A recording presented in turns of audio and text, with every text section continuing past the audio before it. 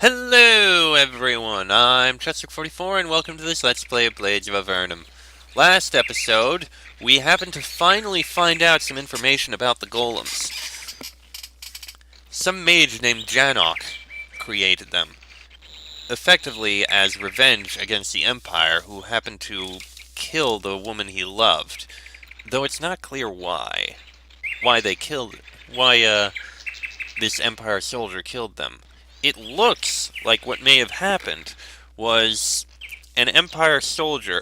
It happened at, just after May Day, they went to a festival.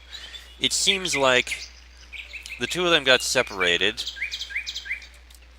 Delecia danced with this soldier on the dance floor. The soldier took it to mean something it didn't and decided he wanted to have some fun with her. She said no. The soldier got a bit aggressive. Janok interrupted them, and the soldier angrily killed Delecia, since, I guess, if he couldn't have his way with her, nobody could, and Janok proceeded to kill the soldier. Janok then proceeded to decide, I will have my revenge on the entire Empire for killing my love, and I'm guessing he created these golems. I think Janok may have gotten a little too... He killed the one who caused this. It's not the Empire's fault, this whole thing. Whatever its flaws, this is not the Empire's fault. Yeah, I'm not going to attack that group of golems. They'll fall apart eventually anyway. So, we gotta go back to town. We also have some things that need to be identified. Who does that? Wait, I think there was some woman in here. You! Oh. First, what do you do? Can you identify these items? There we go. Now, what are they? Sticky Charm, definitely not going to use, and Adamantine Mail. 1 to 30 plus 15 points of damage, and 20% resistance to elements of magic, and plus 1 action point. Despite the use of those other things, the damage protection is a lot less than I would have liked.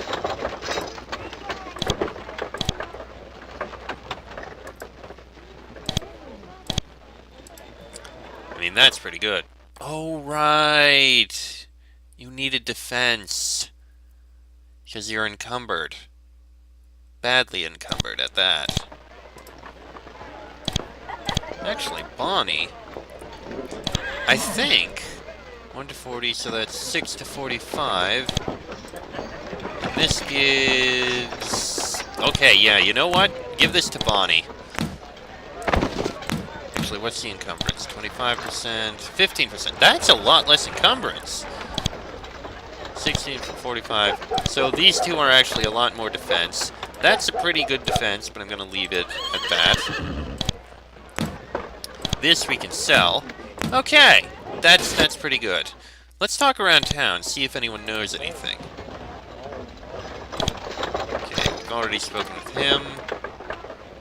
Oh, I never spoke to this one. This man is dressed in all leather, decorated with trophies, exotic feathers, and cheap gemstones.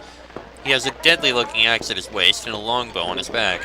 He invites you to sit... Oh, no, wait. Oh, no, I did. Okay, Wallace, have you ever heard of a man named Janok? He lived here 30 years ago. I've traveled all across Kalen without hearing that name. You say he left town 30 years ago? Well, that would explain things. I didn't start frequently Kalen until around 15 years ago. Oh, what's your featured item, by the way? A good choice. Okay. He roots around for several seconds and produces a length of rope. You're disappointed. Wallace seems disappointed as well. This here is a leather asp skin dragon wrangling rope. It was forged in Okay, no, we've already done that. Never mind. Although I think we can. All right, sell the sticky charm, sell the iron plate mail, and oh, we have a note here. Oh, that's just the locations. Alright. Let Sheik hold on to that. Let's talk to the others around here. Cecil, have you ever heard of a man named Janok? He lived here 30 years ago. As a matter of fact, I have. He was about my age, and I remember the fuss about the murder. I don't think I ever actually saw him with any friends. He was always by himself. A real recluse, you know. That's why it was such a shock when he was wanted for murder. The guards were real tight-lipped with the details, but I put some effort into learning about the case. It was quite interesting, and you know how I feel about excitement. It seems that 2 people were murdered, an Empire soldier and a young girl. Both were scorched with magical energy, and a witness saw Janok fleeing the scene.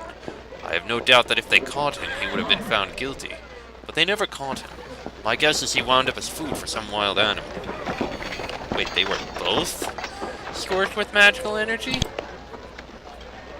Huh. Kyra, have you ever heard of a man named Janok? She doesn't bother to look up. Yeah, I remember the name. He killed a couple people and skipped town.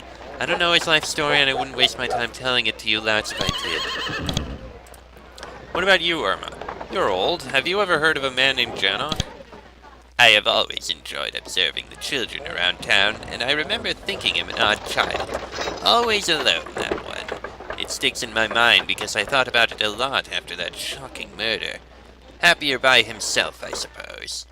He had one of the wildest imaginations I've encountered. I suppose that's why he did so well on his own. He could make up the craziest tales and accept them as reality.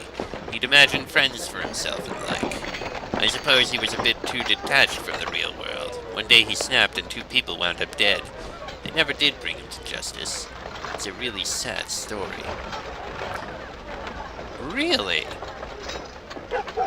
Make up the craziest tales and accept them as reality. Then perhaps the story we read isn't actually the true events of what happened. Aram, have you ever heard of Janok? No, I can't say that you have. Maybe you should ask some of the locals who were born here. Unfortunately, I don't belong to that group. Sarah? I've heard that name, but I can't put a face to it. Ah, yes, I remember now. When I was a young girl, there was great to-do about a murder, and he was the prime suspect. The town was in an uproar for weeks. I never knew him personally. I believe he was several years older than me. What I do know is he was a first-year student at the academy. Mac, how about you? I can't say that I remember him. I grew up in Solaria and spent my youth serving in the army. I didn't even come to Kalen until 15 years ago. I can't help with that. You most likely can't. Nope. Ignore that. Hey, that has nothing in it. Hold on. The child sees Glup and flees screaming. Glup looks puzzled, but it seems like pretty standard child behavior to you. Okay. Well then, let's talk to the mayor here. Mayor White, have you ever heard of a man named Janok? He lived here 30 years ago. I'll check the city records for you. He does so, but returns empty-handed. I'm sorry, but there doesn't seem to be any information on him. Why do you ask?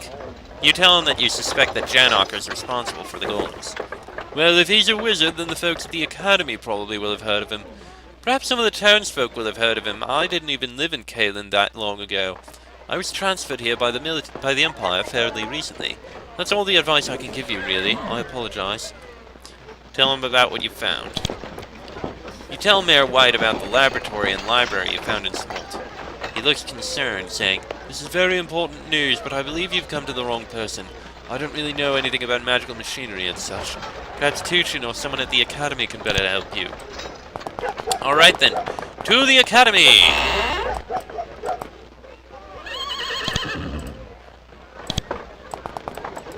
Let's see. Well, there's Tuchin. Let's speak with him. Let's see. Master Tuchin. Have you ever heard of a mage named Janok? You tell Tuchin about the golem's creator, Janok, and ask if he has any idea who he might be. Tuchin seems surprised. I have heard that name. He was a student here once. He ran away when he became wanted for murder. If you want to know more about the murder, then consult the records. They are upstairs in the library. It's a large tome on a pedestal. Good luck. Tell him about the laboratory. Tuchin listens intently as you tell him about the laboratory you found in Smolt. He asks you lots of questions about the manuscripts you read and also about the machinery you destroyed. It seems that we are facing a talented foe. This has given me a good idea of how he controls the golems. You see, once created, a golem's magic will sustain itself, not requiring intervention from its creator. But actually controlling the golems requires either being close enough to issue commands, or using magical aids to control them from a distance. These aids still have limits, and over longer distances, orders will not be as quick or effective. If he has the capability to create these stations to focus and refine the signals, then very soon Kalen itself could be attacked. Your quest has become all the more urgent. I think it's time I showed you something. Please meet me upstairs. Of course. And we'll talk with a few other people as well, if we may.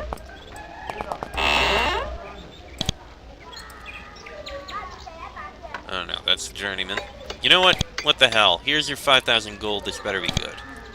Leon takes your money and hands you his spellbook. You read it over and learn Lightning Spray better than before. Lightning Spray level 7, I'll take it. Come, adventurers. It is time I show you the defense of our city. This way. Okay then. Click. What is all this? This chamber houses a disruption crystal. This is what keeps the golems at bay. How does it work? Allow me to explain. It operates on the same principles as an anti-magic cloud, only not so strong. Disruption fields are often placed over magic schools to prevent experiments or uncontrolled spells from getting out of hand. An anti-magic allows no magic to be cast. A disruption field merely makes spells fade much more rapidly, especially if uncontrolled. I'm sure that any spellcasters in your group will have felt its effect. They did. You see why this would be useful around many untrained apprentices.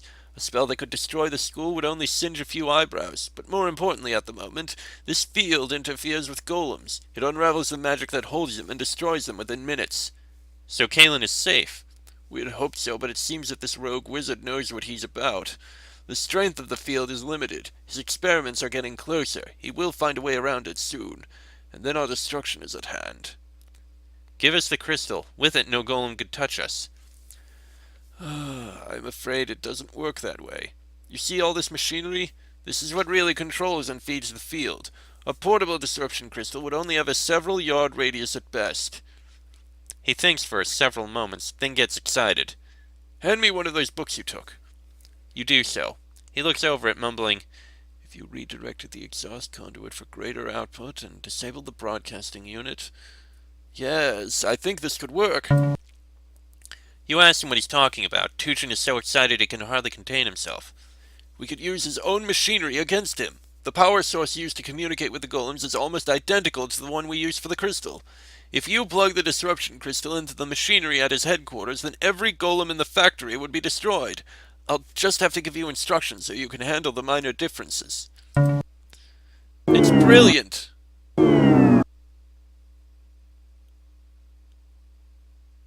I'll speak with you downstairs. Well then. Alright. Okay, that's classroom. We want to look in the logs. Okay, that's not the one. That's just an apprentice. An unabridged history. You would be shocked if somewhere in this massive tome Janok is mentioned. Should you take the time to search through it? Yes. It isn't too hard to find Janok since you know when he was enrolled. There isn't much mentioned in the log of students enrolled that year, but there is an entire chapter devoted to him under the important events of that year. The section details the investigation into a killing that year. An Empire soldier and a young girl were murdered. Interviews with the girl's family revealed they were a couple and had been going out for several months. The two were found dead on May Day of that year. Both were scorched with magical energy. Also, a young man named Janok went missing on this day. It was originally assumed that some mage had killed the three youths, and no one had any idea who it might be. However, a witness claimed he heard a scream and left his house to see a man in the robes of an apprentice fleeing the scene. Janok was the new suspect, and a manhunt began to find him. The writers of this article go on to discuss the repercussions this incident would have on the Academy's image, but does mention that the case wasn't ever resolved.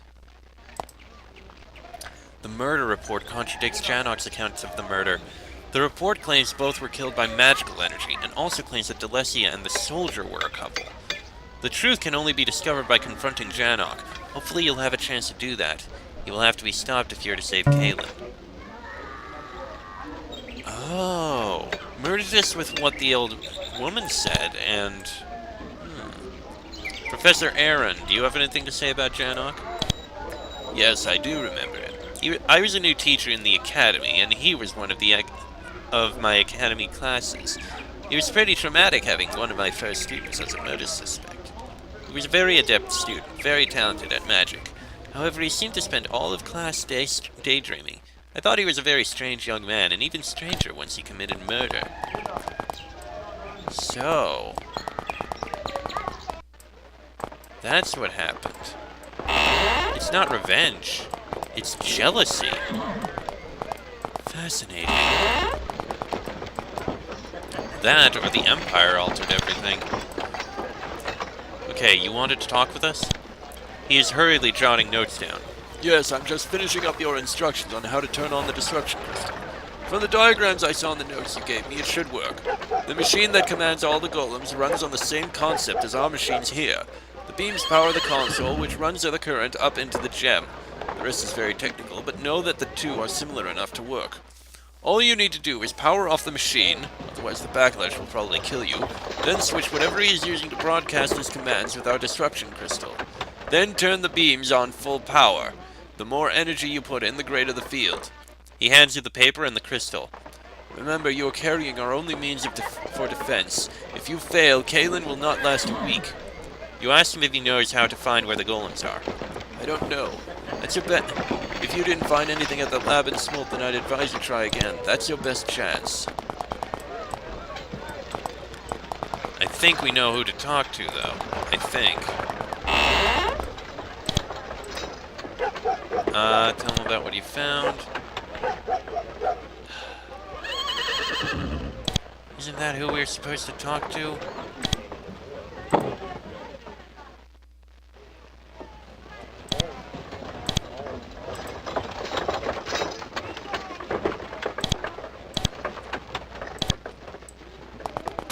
Well, then who do we talk to?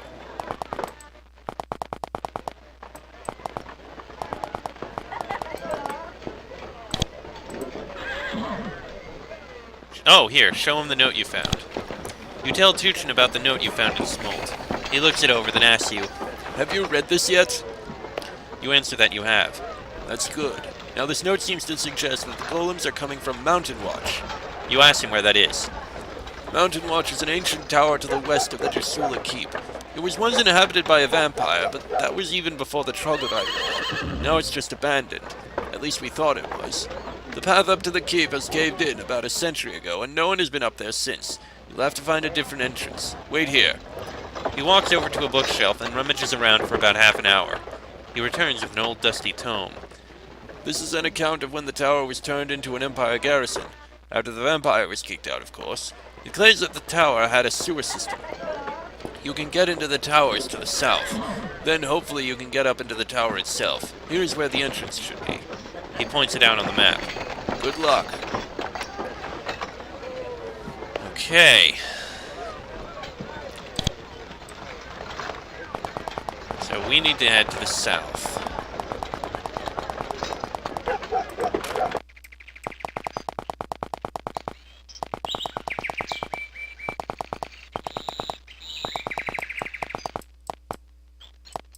Okay, that's what was torn apart. Ah! Okay. Here's where we go in. We still have some time, so we can at least start looking at the sewers. Light, please. Oh, right. We're going into the sewers. Oh, this is going to be fun. You could never have found the secret passage without knowing that it was here. A trapdoor lies at the end of this hidden corridor. It will take you deeper into the sewers. The smell here is horrible. The stench of decaying matter and the sound of rushing water both tell you one thing. You found the sewers under Mountain Watch. An old boat is tied to a post on these docks. Its boards are warped, and a small pool of water is gathered in the bottom of its hull, but it looks like it will float. You can now navigate the waters of the sewers, as long as you're willing to risk sinking in a river of filth. Putrid water flows from the room to the south. You can see water pouring into this room from a hole in the ceiling, but since the room is slightly higher in elevation than you are, you can't investigate closer. There's a body in there. That's a little concerning. Ah, alright, well, the river passes underneath the stone walkway ahead. You won't be able to go any further. Alright then. You can hear squeaking and scurrying coming from behind this door. This would probably mean rats, and the scurrying sounds like awfully big paws. Oh, goody, they web me when they hit me. Wonderful.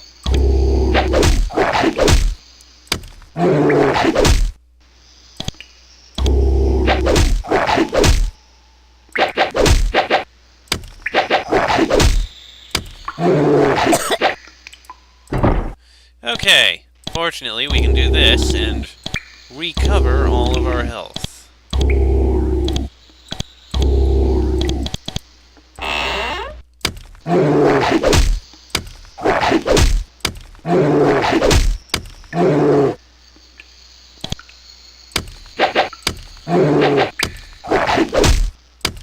Jeez, there's a lot of rats in here.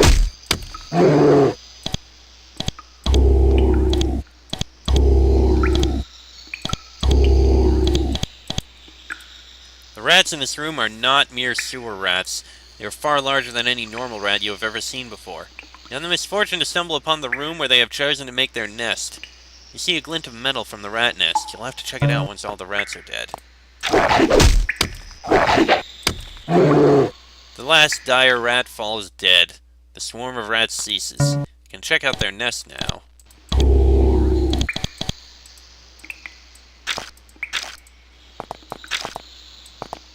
You hold your nose and dig through the piles of filth in the rat's nest. Beneath the pile of skulls, you notice a piece of metal. Closer inspection reveals it to be a barely recognizable key.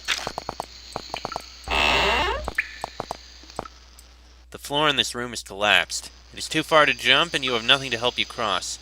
You have to turn back, but perhaps if you had a rope or cord, you would have a chance.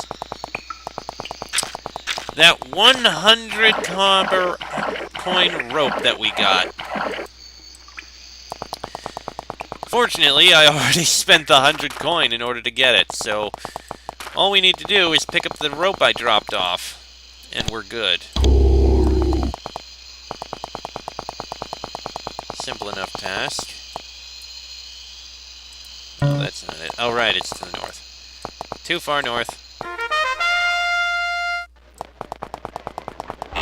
Okay. Let me just pick up the rope.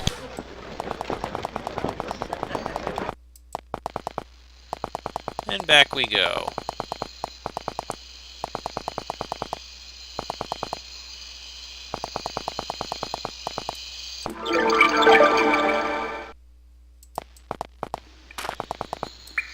Alright.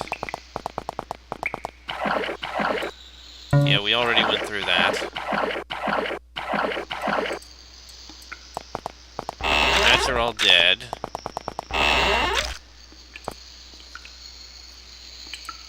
The floor in this room has collapsed. You spy a hook-shaped rock outcropping on the ceiling by the west side of the pit and take out your rope.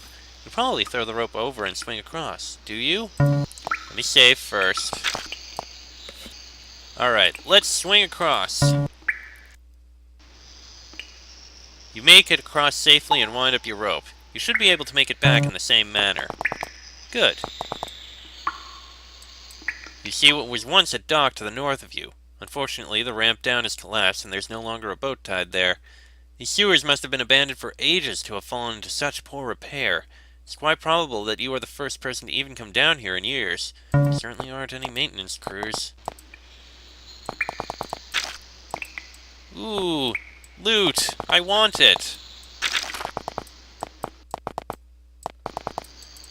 Main control room. You look out over the sewers and see a disturbing sight.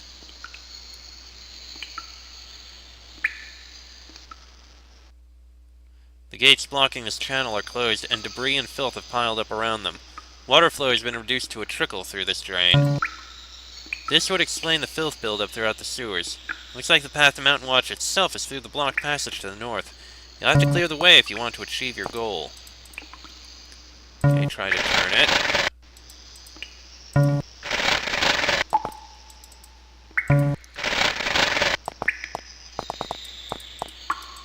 You look down at this control panel and no idea what to do. There are lots of buttons and none have labels. You wisely decide not to try to use them until you know what you're doing. This control panel is very beat up. You doubt if it would work and you don't know how to operate it if it would. Ah, the walls of this room drip slime. Acid has destroyed anything that was once here except several boxes along the southern wall. Dragonskin cloak, which... actually, we don't all have. So give this to you. Instead of the Venatai cloak. What do you have? Cloak of Clarity? Okay, you're gonna keep that. The Venatai cloak... does it actually have any worth? Not really. Jugs of cheap wine. Nothing in that box. You take out the rusted key you found in the rat's nest and try it on the lock. Lock clicks open after some heavy twisting. Okay, we got access to another boat. Which we can basically just take to get across here. And there's another boat here. Let's get some light. We'll investigate that in a bit. The door is locked, nothing you have will open it. We'll investigate this now. This is the source that feeds the sewers. You hear water crashing somewhere down the river. Going any further will only risk getting smashed by a waterfall. The water below these rocks looks pretty shallow. You can see large rocks just below you. It'd be a very bad idea to row any further. Okay. We appear to have hit a dead end. This door is locked.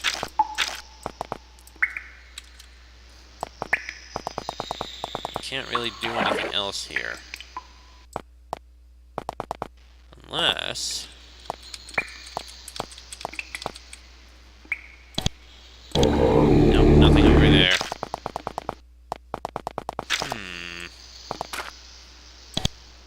No, that didn't destroy anything.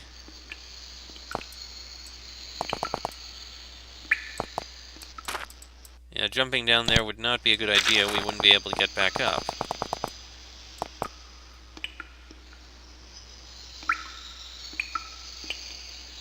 Wait a minute. Can we get over into there now?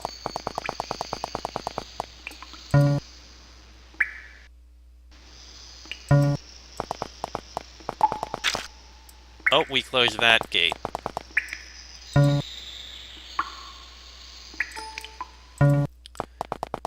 Alright.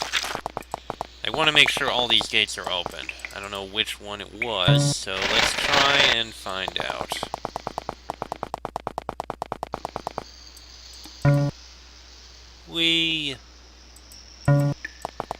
Is that it? Yep, that was it. Alright. Aha!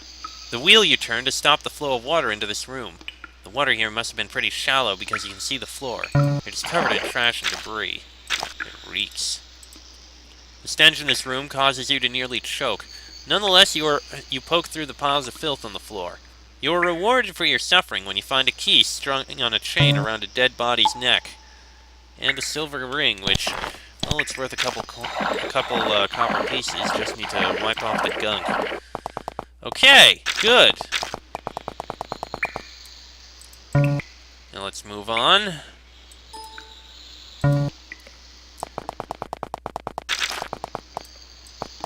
All the gates and such are open, so we can investigate this other room now. Or I thought we could have, but that gate is locked, so let's open it again. There we go. For some reason it wasn't clicking. Alright.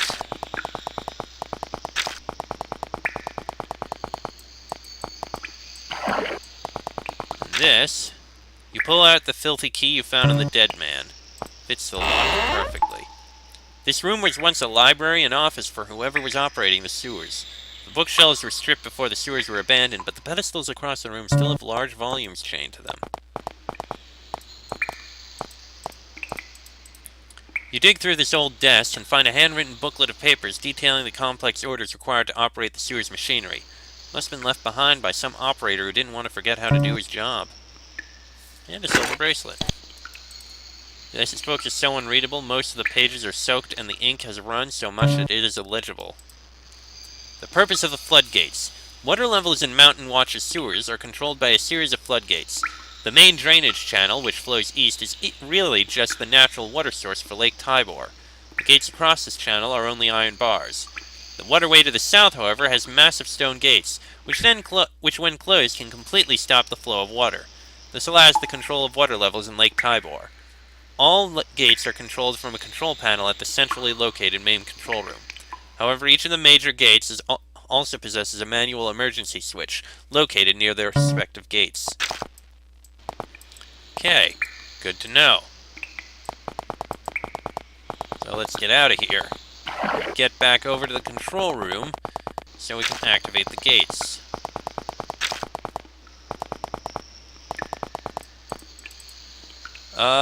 Open the water control gates. Fortunately, the instructions you found in the library seem to correspond, yada yada yada. Nothing happens. A yellow light flashes. A quick look at your instruction manual tells you this means the gates are already open. Close them. You hear rusted machinery start to turn. Grinding and clanking echoes throughout the sewers. You stand by the control panel looking out at the sewers for several minutes to see if it worked. It definitely worked. The water level is rising alarmingly quickly. You need to hurry and do something about this.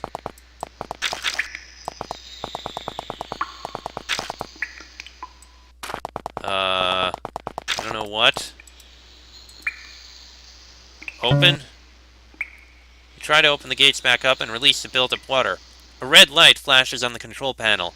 Your manual tells you this means the machinery is critically damaged. You'll have to open up the main drainage channel. The rising water level is beginning to make you uneasy. If you wait much longer, the walkways you are using will be flooded and any chance of escape will be gone. Let me guess, we need to get in this boat that's up here. Leave the boat. The water is splashing at your feet. You're going to have to find a way to release the water.